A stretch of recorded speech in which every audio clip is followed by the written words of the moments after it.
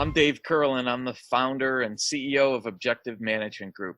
And since 1990, we have evaluated and assessed 1.8 million salespeople, sales managers, and sales leaders.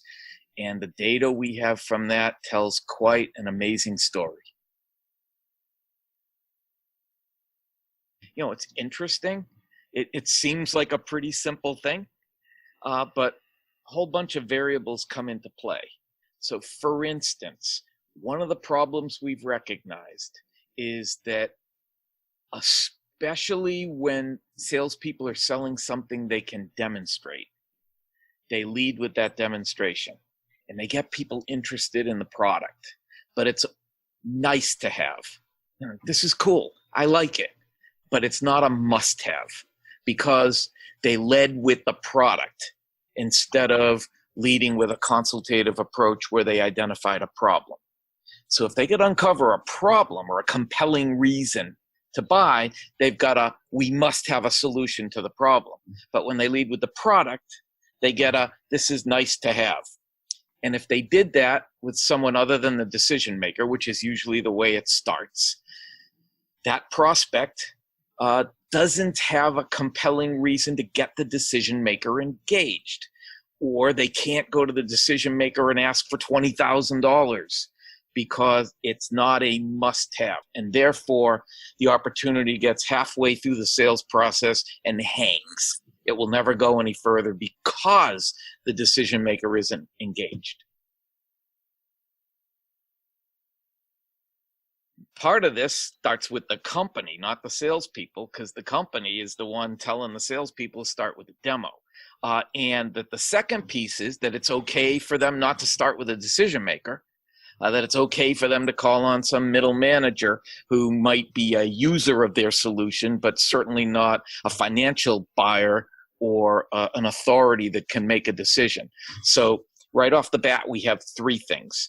We have lack of sales process, lack of mandate for starting with a decision maker, and then given that those two things might not be the salesperson's fault, salesperson doing an ineffective job getting to must-have, so a prospect isn't comfortable getting a decision maker engaged. Then we have the other part, belief system. There's two parts to this where part one, the salesperson doesn't believe they belong in a conversation with that decision maker. They don't speak the language. They're intimidated calling on that high level of decision maker, or they're misinformed and they don't believe they need to call on that level of decision maker. 80% of sales people are not getting to the actual decision maker. And there is such a discrepancy where by and large, they're only reaching actual decision makers 10 to 15% of the time. But the opportunities that actually make it to late stage, guess what? They're in front of the decision maker. And there's so much compelling evidence that says if you get in front of the actual decision maker, you're going to get the business because you might be the only one who actually gets to the final decision maker. But people aren't learning from that evidence. As usual, it starts with sales management. And sales management, absolutely the necessity of having a formal, structured, milestone-centric, consultative-based sales process in place, mandating that the salespeople follow it, holding them accountable to meeting those milestones and those stages along the way, checking in and debriefing, and insisting that opportunities start with a decision maker. So many sales managers are so ineffective at growing and developing and coaching their salespeople up that they're happy to just complain about what they have. And they could also choose to bring outside experts in to help fix it, but they're threatened by that. They've been trying to do it for 5 years. What if somebody comes in from the outside and does it in 5 days? Oh my God, that wouldn't look very good. Salespeople who have the need to be liked will have difficulty switching over and suddenly trying to get through to that decision maker. So they have to overcome that need to be liked. Two, people who are risk averse will see that as this is very risky. They'll think they already have a chance at getting this business, when in reality they have little chance since they're not with a decision maker. And they'll think that if they upset this first contact that they're talking to, that could blow the opportunity up and they might lose it.